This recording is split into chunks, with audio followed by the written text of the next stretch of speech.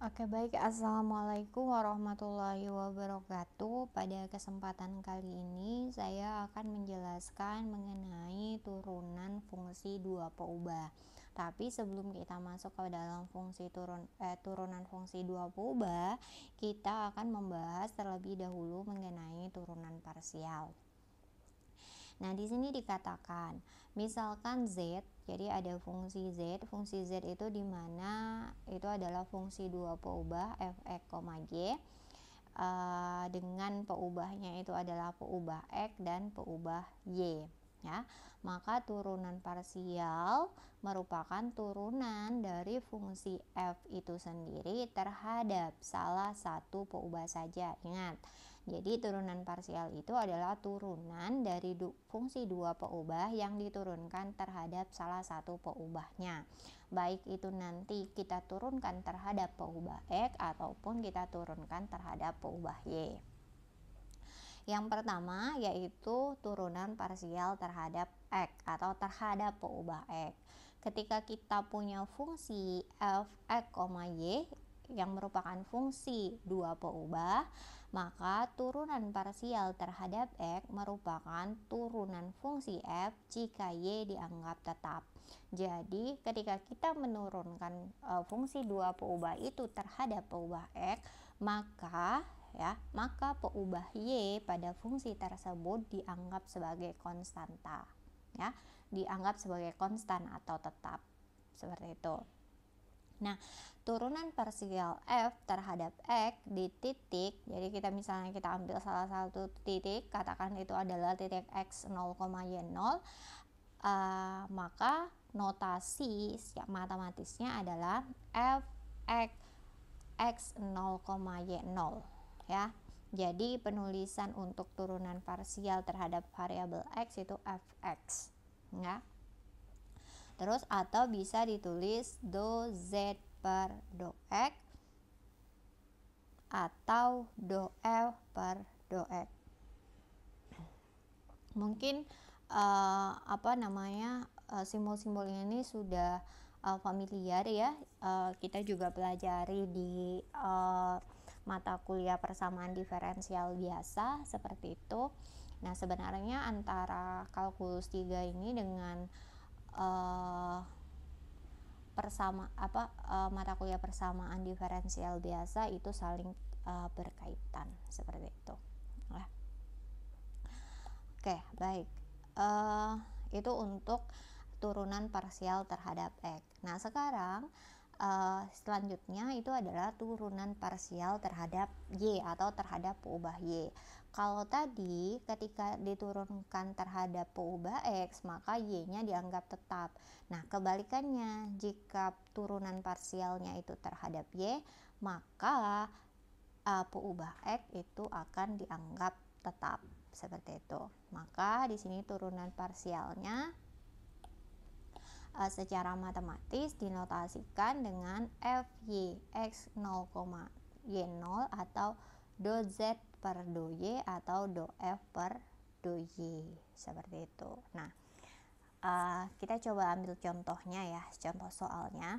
Di sini diketahui z atau f(x), y, ya, fungsi dua peubah, yaitu eksponen 2xy. Jadi ini adalah fungsi eksponensial. Nah, kemarin sudah sempat kalian diberi tugas untuk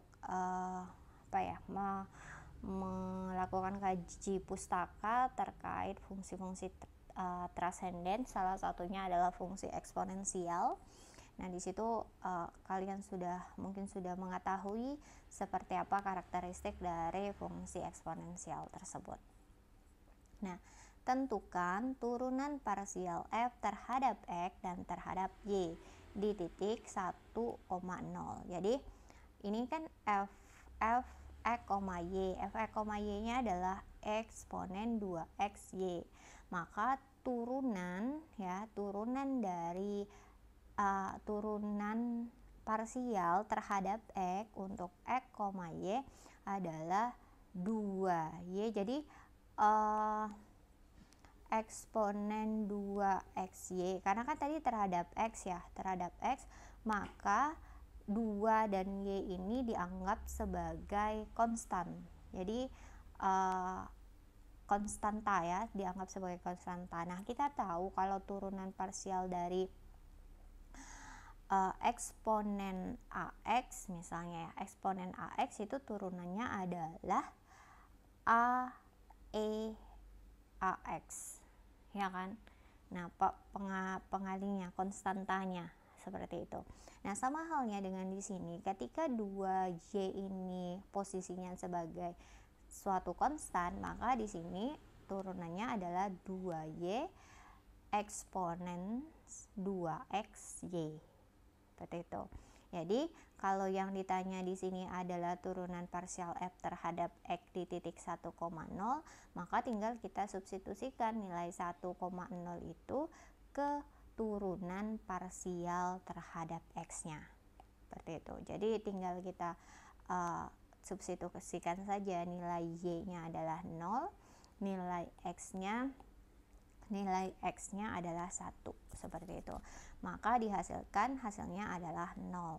Jadi karena eksponen pangkat 0, eksponen 0 ini ya, eksponen 0 ini nilainya adalah 1. Jadi setiap fungsi apapun yang dipangkatkan 0 hasilnya adalah 0.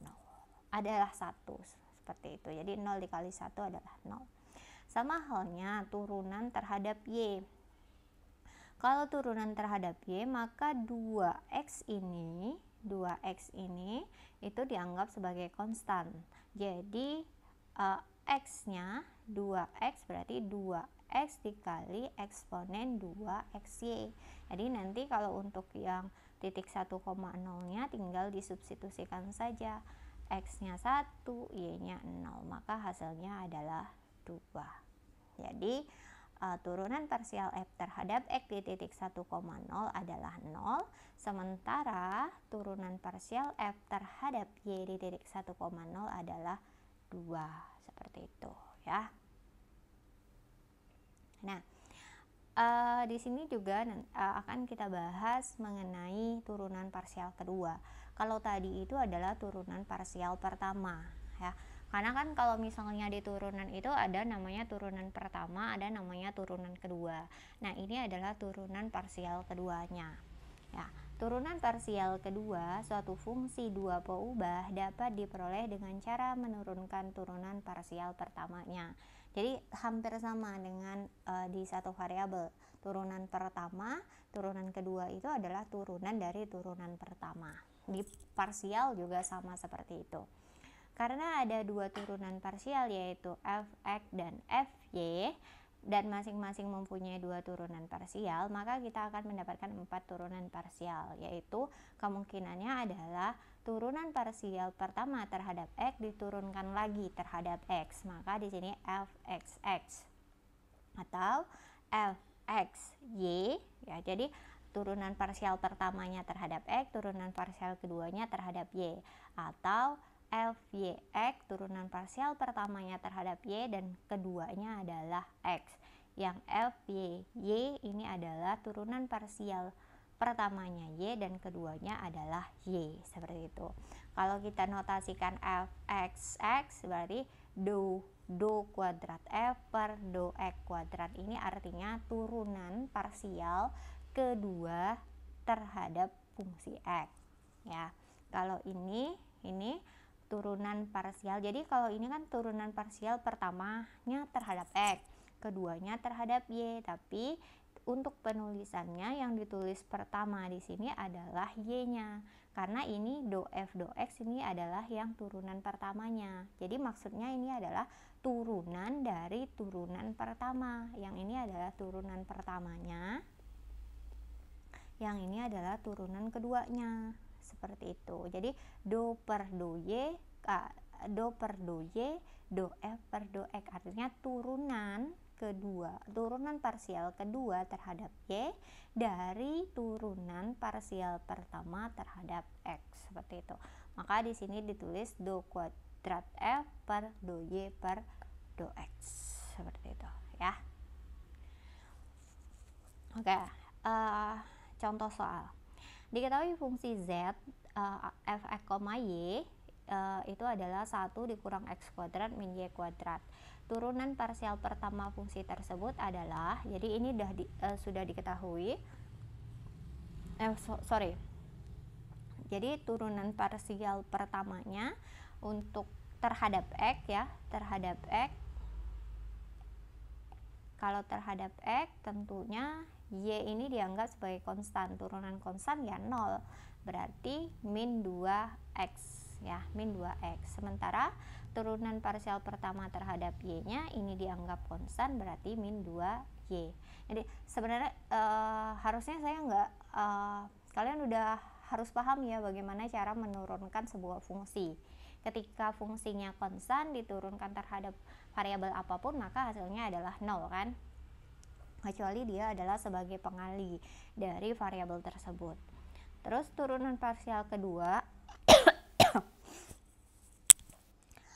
turunan parsial kedua fungsi tersebut, jadi kalau fxx berarti turunan kedua dari min 2x, berarti kalau min 2x turunannya adalah min 2. Kalau turunan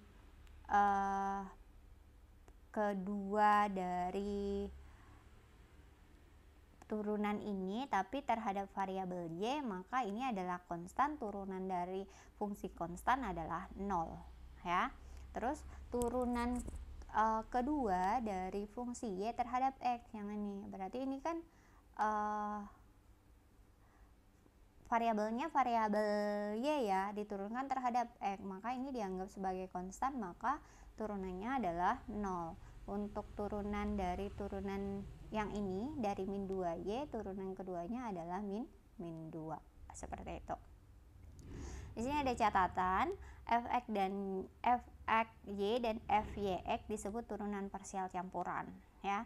Secara umum fx, y itu tidak sama dengan fyx, tapi ada suatu kondisi di mana nilainya itu bisa sama ketika fungsinya ada fungsinya yang kontinu. Kalau untuk fungsi-fungsi yang kontinu itu turunan parsial campurannya nilainya sama, seperti itu ya. Sebagai contoh soal ya, contoh soal, diketahui fungsi fx, y di mana fungsinya adalah 3 eksponen 2x dikali cos y, tentukan turunan parsial pertamanya. Terus tentukan turunan parsial keduanya, terus periksa apakah kedua turunan parsial campurannya sama. Jadi ini kan tidak dispesifikkan turunan parsial pertamanya terhadap apa, terhadap x atau terhadap y. Jadi kalau misalnya tidak disebutkan seperti ini, maka kalian harus mencari kemungkinannya terhadap x ataupun terhadap y, seperti itu. Jadi kalau tadi fungsinya kan 3 nih ya, 3 eksponen 2x cos y ya. Pertama diturunkan terhadap x, parsial pertamanya diturunkan terhadap x, otomatis 3 ini 2x. Jadi ini bukan konstan artinya karena terhadap x, berarti 3 dikali 2 berarti 6 ya. 3 dikali 2 eksponen x kali cos y. Cos y ini tetap karena dia sebagai konstanta. Karena di sini cos y bukan cos x. Tapi kalau misalnya di sini adalah cos x, maka di sini berlaku turunan dengan aturan perkalian. Kalian harus ingat lagi bagaimana caranya menurunkan dua buah fungsi di mana fungsi itu merupakan perkalian dari dua buah fungsi ya. Sehingga didapat hasilnya adalah 6 eksponen 2x dikali cos y. Terhadap y, kalau terhadap y berarti ini tetap kan, ini tetap sama. Dia tetap dianggap konstanta. Nah ini cos y ya, cos y kan tadi fungsinya ini ya. Fungsinya tadi 3 eksponen 2x kali cos y. Maka yang diturunkan yang ini. Turunan dari cos y adalah min sin y. Negatif sin y ya, negatif sin y yang ini. Maka di sini hasilnya adalah min 1 di sini dikali 3 jadi min 3 eksponen 2x dikali sin Y. Nah, selanjutnya adalah turunan kedua. Turunan kedua itu kan ada 4 kemungkinan. Turunan kedua dari fungsi x-nya berarti yang ini kita turunkan terhadap x lagi, maka dihasilkan ada tadi 6 kan? 6 2x cos y, maka jadinya 6 dikali 2, 6 kali 2 eksponen 2x kali cos y, maka di sini 12 eksponen 2x kali cos y. Terus terhadap fx, y, jadi 6 ini terhadap y ya, maka di sini yang diturunkan adalah cos y-nya. Karena kan pakai fungsi yang ini dulu. Nah, berarti min sin y. Maka hasilnya adalah min 6 karena ini min 1, min 6 eksponen 2x kali sin y. Fyx berarti kita pindah ke fungsi yang ini, diturunkan terhadap x. Maka kalau diturunkan terhadap x, yang ini yang kita turunkan, maka hasilnya adalah 3 kali 2 berarti 6 ya, 6 kali min sin y, ini min 1 berarti hasilnya min 6 eksponen 2x kali sin y. Untuk turunan kedua ini, fungsi turunan pertama terhadap y diturunkan lagi terhadap y, maka hasilnya adalah yang ini yang kita turunkan. Sin y, turunan sin y adalah cos y, maka hasilnya adalah min 3 eksponen kuadrat kali cos y. Nah, di sini untuk turunan parsial campuran itu sama ya, karena fx y dan fyx itu sama nilainya, min 6 dikali eksponen 2x kali sin y, seperti itu. Oke. Nah, di sini ada contoh soal lagi, di mana di sini kita diminta membuktikan bahwa fungsi ini, fungsi x pangkat 3y min x y pangkat 3 adalah fungsi harmonik. Fungsi harmonik itu adalah fungsi yang memenuhi ketika turunan parsial keduanya fx ditambah fyy itu sama dengan 0. Sehingga di sini kita turunkan dulu fungsi ini terhadap x dan fungsi ini terhadap y. Maka didapatkan kalau ini diturunkan terhadap x, maka dapatnya 3x kuadrat y min y pangkat 3.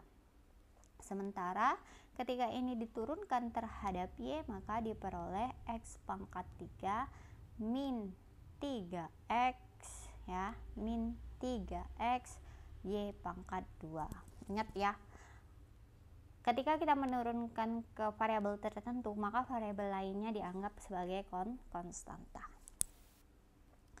Turunan fx yang ini terhadap x, kita turunkan lagi terhadap x, berarti ini kali ini 6x y, ini berarti konstanta, tidak mengandung variabel x, maka dia turunannya adalah 0. Maka diperoleh 6xy. Sementara di sini fyy diturunkan terhadap y, ini adalah konstan, ini konstanta, ini variabel y kuadrat, berarti 3 dikali min 2 min 6xy. Oke, maka ketika kita jumlahkan fxx dengan fyy, maka hasilnya adalah 0. Kalau hasilnya 0, maka terbukti bahwa fungsi fx, y ini merupakan fungsi harmonik, seperti itu. Oke. Mungkin sampai di sini penjelasan saya terkait materi terkait fungsi turunan fungsi 2 ubah, di mana yang dibahas kali ini adalah terkait fungsi parsial. Nah, untuk selanjutnya nanti kita akan masuk ke dalam fungsi atau turunan fungsi 2 ubah, seperti itu. Oke, baik, saya akhiri untuk penjelasan hari ini. Assalamualaikum warahmatullahi wabarakatuh.